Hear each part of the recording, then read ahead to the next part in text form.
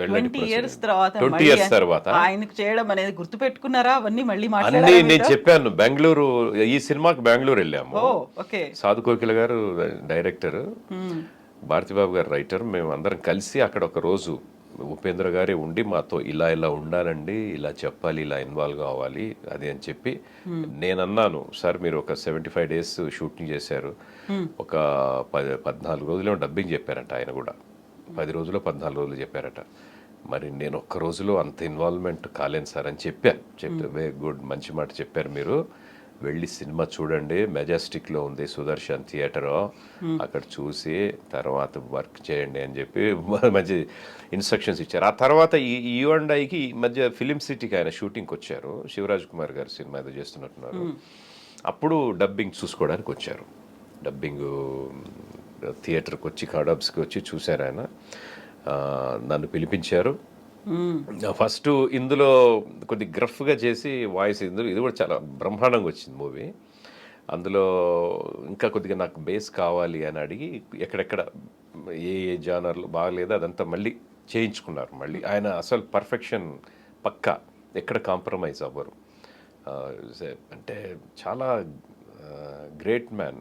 అంటే చాలా కష్టపడి పైకి వచ్చారు కదా. ఇలాంటి వాళ్ళ దగ్గర నుంచి మనం 1 గంట 2 గంటలు వాళ్ళతో పాటు ఉన్నా కూడా కొన్ని we can observe some things, కొన్ని విషయాలు వీ కెన్ లెర్న్ ఆల్సో, నేర్చుకోవచ్చు. నా లైఫ్లో నేను అది చాలామంది ఎవరైనా ఒక సెలబ్రిటీ కనపడ్డాడంటే ఇక అందులోనూ మాదంతా మిమిక్రీ ఫ్యామిలీ నుంచి వచ్చాం కాబట్టి ఎక్స్రే చేసి వాళ్ళ ప్రతి కదలికను కూడా నేను అబ్జర్వ్ చేస్తూ ఉంటాం.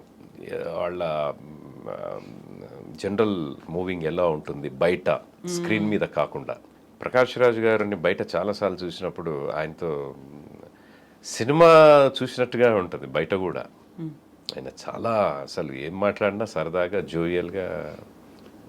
నాకు చాలా ఒక 21-22 years కిందటేమో ఇడియట్ సినిమా అప్పుడు, అమ్మ నాన్న తమిళమ్మాయి అనుకుంటాను ఆ టైంలో అనమాట. అక్కడ జోగినాయుడు గారి థియేటర్లో ఉన్నారు, నిద్రపోయి లేచి వచ్చారు. ఆలోపు వీళ్ళు ఏదో బిర్యానీ ఏదో తిన్నారంట, అలాగే వదిలేశారు. నన్ను లేపలేదు ఏందని బయట వెళ్ళాను సరదాగా. ఎరా బిర్యానీ అంతా మీరే తినేసారా, బాగా తిన్నారా, బాగా, నన్ను లేపలేదు ఎందుకురా, మీకోసమే మీ సినిమాల కోసమనే బయట అన్నార్తుళ్ళా తిరుగుతున్నాను, నన్ను వదిలేసి మీరు తినేసారా అన్నానంట. అంటే నిజంగా బయట కూడా నాకు సినిమా చూసినట్టు అనిపించింది. ఆయన అలాగే సరదాగా పాటుగా. ఆ తర్వాత ఈ మధ్య ఇంటింటి రామాయణం అనే ఒక సినిమా చేశారు, దానిలో ఆయనే ఉండి డబ్బింగ్ చేయించుకున్నారు. నాకు తర్వాత సినిమా డబ్బింగ్ తర్వాత కాసేపు మాట్లాడారు. ఆయన తెలుగు అంటే చాలా ప్రేమ, ఎన్నో పుస్తకాలు చదివారు ఆయన. ఇంకా కొంత ఇన్వాల్వ్మెంట్ గురించి చెప్పారు, క్యారెక్టర్లో ఇన్వాల్వ్మెంట్ ఎలా అవ్వాలి అన్నది. గ్రేట్ టిప్స్ అవన్నీ కూడా మనం ఆల్వేస్ తీసుకుంటూ ఉంటాం. గ్రేట్ కదా, అలాంటి వాళ్ళు మనకు ఏదో ఒక విషయంలో సలహా ఇవ్వటం అనేది రేర్గా ఇట్ విల్ హ్యాపెన్. కాబట్టి అట్లా ఎన్నో ఇన్ని రకాల సినిమాలకి ఇంతమంది గొప్ప గొప్ప ఆర్టిస్టులకి చెప్పిన తర్వాత పఠాన్ మూవీకి షారుఖ్ ఖాన్కి చెప్పడం అదొక రేర్ ఆపర్చునిటీ, అది కూడా కదా. రైట్. రియల్లీ అది నిజంగా ఆర్టిఫిషియల్ ఇంటెలిజెన్స్ లేకుండానే షారుఖ్ ఖాన్ గారి వాయిస్ సినిమా మొత్తం నేను మెయింటైన్ చేయడం జరిగింది. రియల్లీ అదొక గ్రేట్ థింగ్ లాగా, అంటే నా కెరీర్లో వన్ ఆఫ్ ద బెస్ట్గా ఫీల్ అవుతాను. అంతకుముందు మేము స్వదేశ్ అని ఒక సినిమాలో శాటిలైట్ పర్పస్ చేసాము, అది మా మూవీస్కి అనుకుంటాము. అందులో షారుఖ్ ఖాన్ గారికి చెప్పాను నేను. ఇంకా చాలా అసలు ఫస్ట్ టైం షారుఖ్ ఖాన్ గారికి చెప్పే అవకాశం దొరికిందని అది. But not for theatre release, అది ఓన్లీ ఫర్ శాటిలైట్ పర్పస్లో చేశారు. బట్ ఆ తర్వాత మళ్ళీ నాకు ఆ పఠాన్ మూవీలో చెప్పాలి అని చెప్పి మా ఇన్ఛార్జ్ గారు ప్రసాద్ అనే నుంచి కాల్ రావడంతో, అది బాంబేలో. సరే అన్న చెప్తాను, తప్పకుండా చెప్దాం, బాగా చేద్దాం మీ సినిమాను, మంచి ఆఫీస్ స్ట్రైట్గా అంటే దీనికి చిన్న వాయిస్ టెస్ట్ పెట్టారు. వాయిస్ టెస్ట్ ఊరికే ఈ డైలాగ్ షారుఖ్ చెప్తే ఎలా ఉంటుంది అని చెప్పారు. నాకు ఇది మిమిక్రీ ఉంది కాబట్టి చెప్పాను. పాపం మిగతా మా కొలీగ్స్ వాళ్ళేదో వాళ్ళకి మిమిక్రీ అంత టచ్ ఉండదు కదా, మామూలుగా చెప్పి ఉంటారు.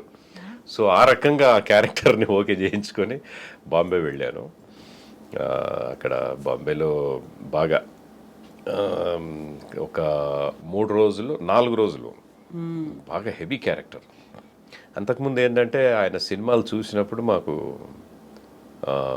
మిమిక్రీ బాగా ఒక ఇన్స్పిరేషన్ ఉండి, హిందీలో మనకి బాగా రికగ్నైజ్డ్ అంటే బచ్చన్ సాబ్ గారి తర్వాత షారుఖ్ వాయిస్ బాగా ఎవరిబడి हाँ माँ मैं तुम्हारा पास आ रहा हूँ माँ, तुम्हारा बहू के लेके आ रहा हूँ माँ, क्या करते घर तुमने मेरे जिंदगी में क्या किया, मैंने अब जो कर रहा है उसकी तरफ से कर रहा हूँ.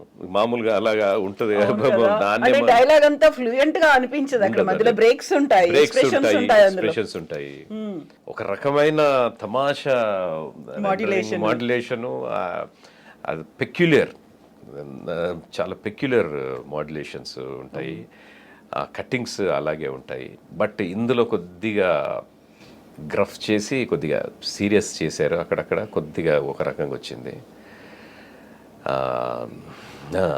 అక్కడి నుంచి ఒక ఆంటీ కీ తీసుకొస్తుంది, ఇక్కడి నుంచి ఒక అంకుల్ ఈ రెండు కలిపితేనే ఇది ఓపెన్ అవుతుంది అని చెప్పి అవి మామూలుగా ఆయన టచ్ ఉంటుంది.